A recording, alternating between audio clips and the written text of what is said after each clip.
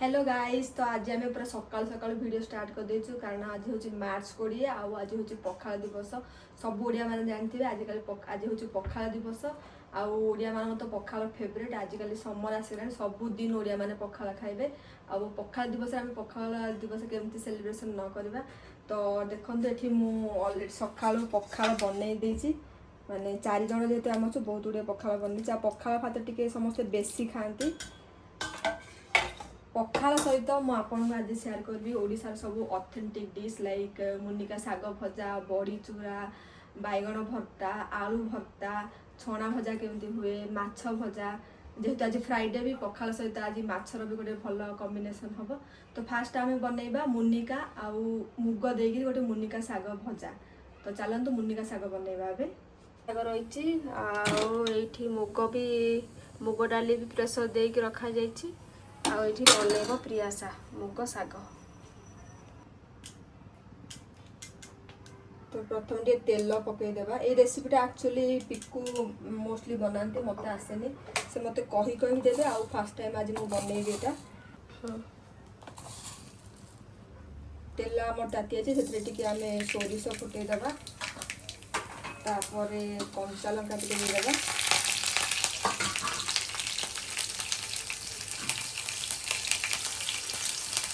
तो फुटिगला शाग दे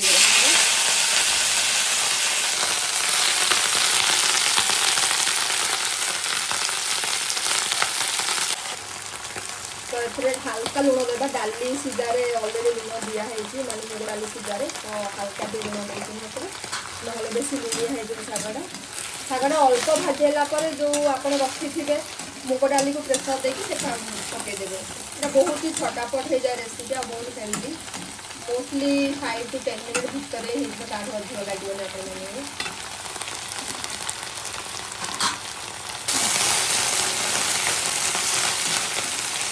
ये देखो डाली आगुरी माने सीधे ढाला। देखु मुनिका शाग पूरा प्रिपेयर हो गला। आपको आम गोटे अलग जगह काढ़ी रखीदे खावाई। नेक्स्ट आइटम बना जा मुनिका मान भजा मुनिका छुई बेसर रेडी, टमाटो रेडी, सुखिला लंका रेडी। प्रस्तुत करेंगे पियासा। तो फास्ट टे सोरष तेल ना तेल को टिके गरम होगा देवा। तापर प्रोसेस स्टार्ट करिया। तेल पूरा गरम है सुखिला तापर जो भलसे धोई रखते पकईदेवा। हल्का तेल भाजिया देवा।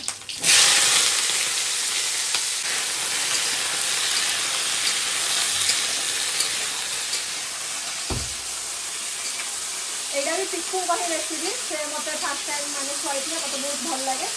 आम पटे तो मोस्टली मुनिका को माने बेसन दे पिठौ दे भाजती ना आलू आउ टमाटो आउ माने गोटे झोल बनाती है मुझे खाई। बेसर देकर भाजाटा फास्ट टाइम पिकू खाई तो से आम आज पखाल बनईचु।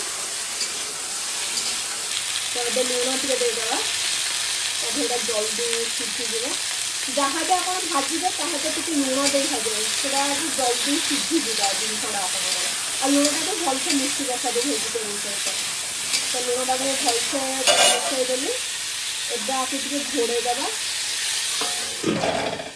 टिके सिझला आम बेसर देवा। मीडियम आंच। हाँ मीडियम आंच रखीदे मैंने बेस हाई रखिदेनि। आलू भलसे भाजी हो जाए हल्का फ्राए हो जाए।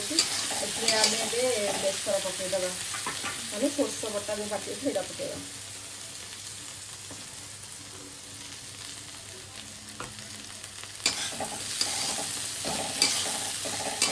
भलसे मिसईदेवा पकईला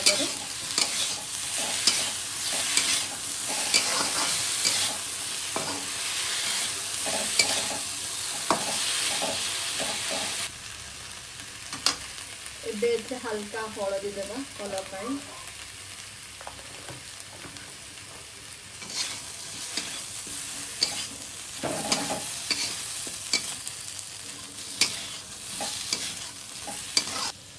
तो बेसर हलदी पकईदेली। आपको 2 मिनट छाड़देवा टी बेसरटा भाजी होगापी।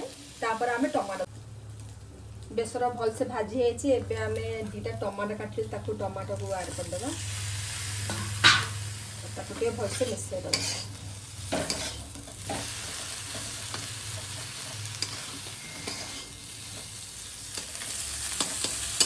बेसर को आपने बेसी भाजबे भलसे पिस्ता हो तो हल्का ही भाजबे आपर टमाटो हाथ कर हाथ करदे। आलू भर्ता आमर कराला तो एपटे मुझे छुई बेसर होगा टाइम मुझे आलू सीझा बसई देसी प्रेसर रे तो आलू ता भीतर सीझ जाइए आम आलू चोखा करवा।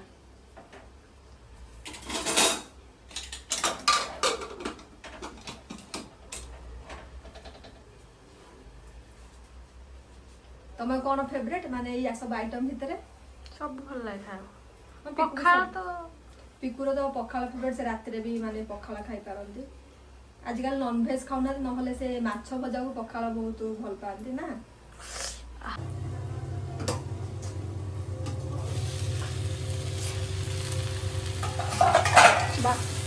बढ़िया भाव सब मिसी आई खाली आपको सीझापी पानी ग्लास देव ना ग्लास पानी मुझे आड कर दूसरी छुई आलू सीझापी घोड़े छाड़देवा सीझापी से बेसर माने पूरा मरिक से सुखा सुखा एटा सुखा ड्राई आइटम एटा गोटे ड्राई ही भल लगे ना पखाला। हाँ ड्राई ही भल लगे पखाला तो कौन सी झोल आइटम भल लगे तो यहाँ आम करूँ।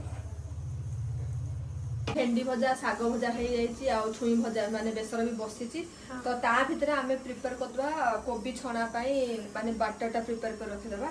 तो कोबी तो ऑलरेडी तुम सीझे रखी छाणिकी मत देदेस भलसे टिके कॉर्नफ्लोर पकेबा कॉर्नफ्लोर टिके कुरकुर कर माने कोबी छणाटा को तो हल्का कॉर्नफ्लोर देवी मु जेहेतु बहुत गुड़ी आइटम हो तो कोबी मु बेसी नहीं अल्प टिके छाणी आ बाहर भी बहुत खरा हो तो छणा गुड़ा खाइले भल नुह। टिके बेसन पकेबा एथिरे बेसन टिके परिमाण अधिक पकेबा माने एज कंपेयर टू कॉर्नफ्लोर। तापर राइस पाउडर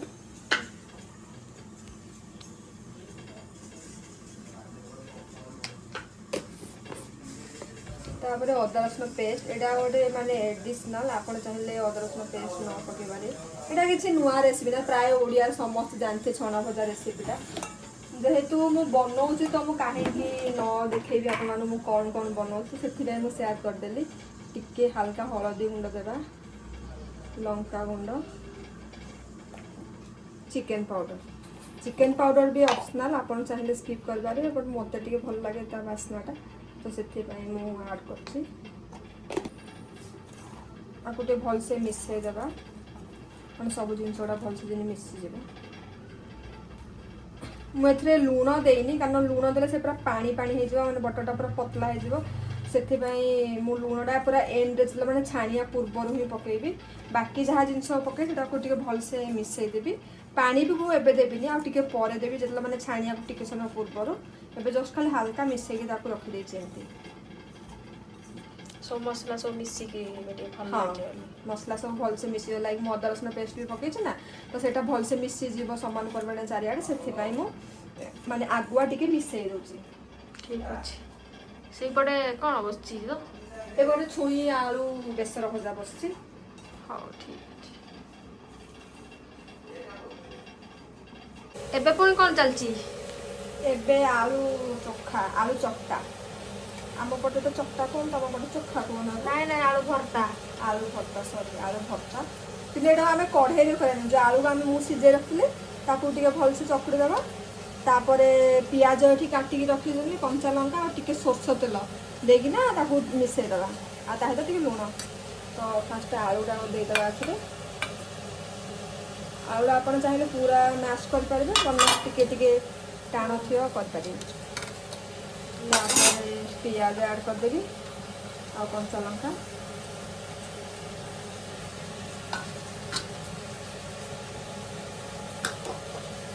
ये कंचा सोरष तेल जीव सोरष तेल बास्ना माने मस्त लगे खाइला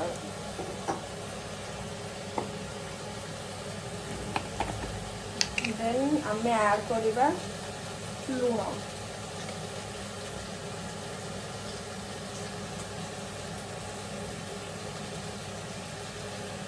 ମିଶେଇଦେବା।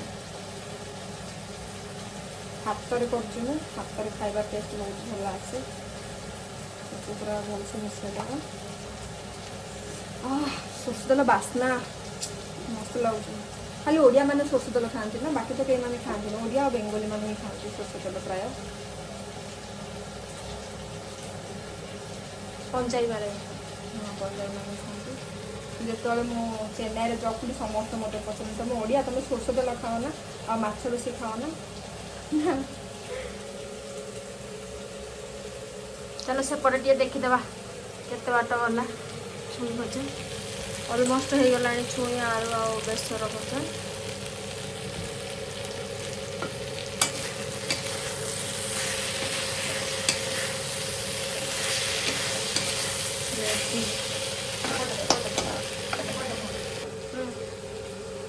ଏପଟେ ମୋର ବି ରେଡ଼ି।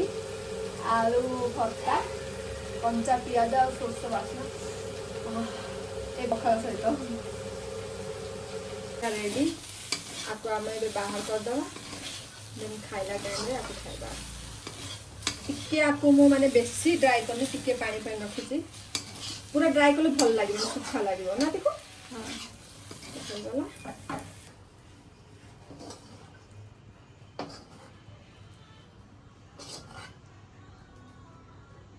ଏବେ ଆମେ ଛଣା ଭଜା ବନା। ତ ଆଗରୁ ଯେଉଁ ମିଶେଇକି ରଖିଥିଲି ଲୁଣ ମୁଁ ଦେଇନଥିଲି, ଏବେ ଲୁଣ ଆଡ଼୍ କରୁଛି।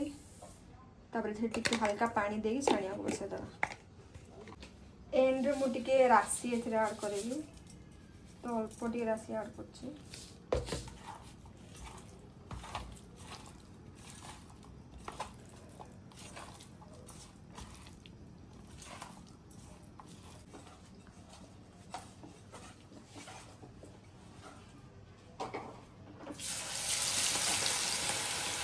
ଫୁଲକୋବି ଏବେ ଛଣା ଚାଲିଲା ଷ୍ଟାର୍ଟ। ଭେଜ୍ର ଆଇଟମ୍ ପାଖାପାଖି ସରିବା ଉପରେ ଅଛି ନା।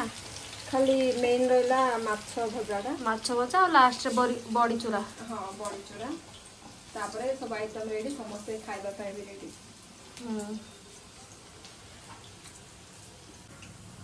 ହେଇଗଲା ରେଡ଼ି ଛାଣି ଭଜା। ପୁରା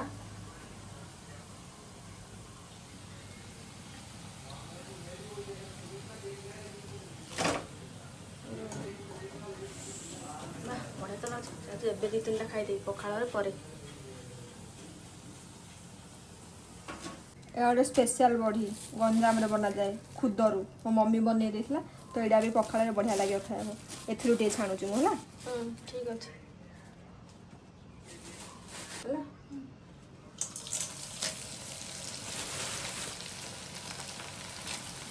ପୁରା ସାଙ୍ଗେ ସାଙ୍ଗେ ଛାଣି ହେଇଯାଏ।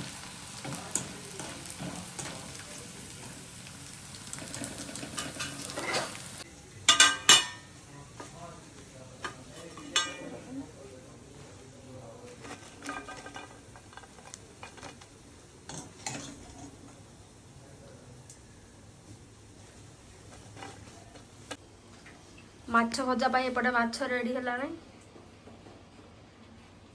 ରୋହୁ ମାଛ। କ'ଣ ହେବ ତାର ଆଇଟମ୍ ପଖାଳ ପାଇଁ? ବେସର ଭଜା। ଠିକ୍ ଅଛି।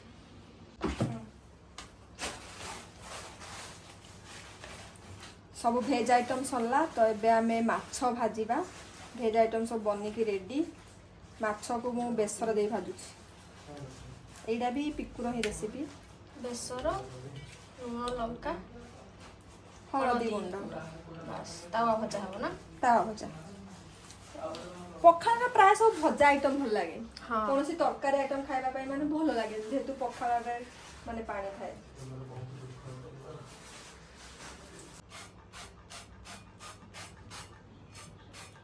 ଏଇଟା ଗୋଟେ ନୂଆ ସ୍ପ୍ରେ ନା, ଅଏଲ୍ ସ୍ପ୍ରେ। ମସ୍ତ ହେଉଛି ସ୍ପ୍ରେ, ମାନେ ଅଳ୍ପ ଅଏଲ୍ରେ ହେଇଯିବ ରୋଷେଇ।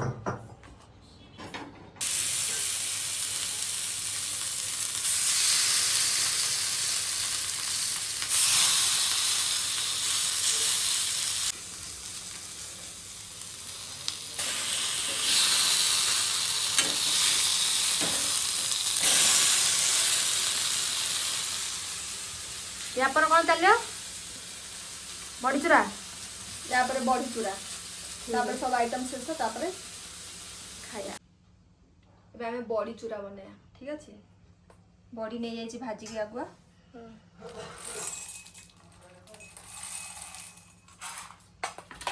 तापर एथरे टिके पियाज पकेबा 3-4 किलो रसुण आ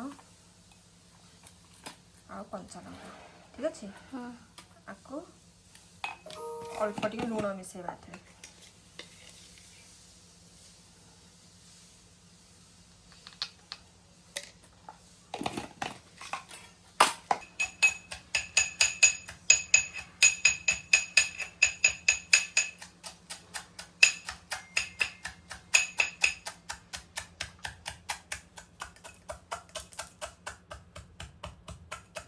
माछ भजा पूरा रेडी पूरा क्रिस्पी माछ बेसर भजा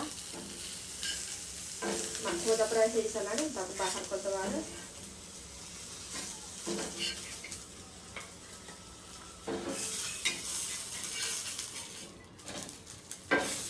हाँ मैं पूरा सतरी अम्मी देखा जाउची बुढ़ा लाउनी मतलब भांगी गला मतलब भल माछ मु बाछि के आनथिली हां फ्रेश माछ दिया टिके भांगी गला माछटा बास्ना तो पूरा मस्त होची पखाले पूरा मस्त लागियो हेगला रेडी सब रेडी पूरा मु थाली भी प्रिपेयर कर देछि जहा जा आइटम करथले देखे दे थरे बड़ी चूरा तापर छणा भजा आलू भर्ता भेंडी भजा छुई आलू बेसर भजा साग भजा माछ भजा आ ता सहित पाग लूण लंका आ रसुण आंबुलटा फास्ट आंबुल पाग नहले पखाल जीवनी ओडियांकर हला समस्त को हैप्पी पखाल दिवस।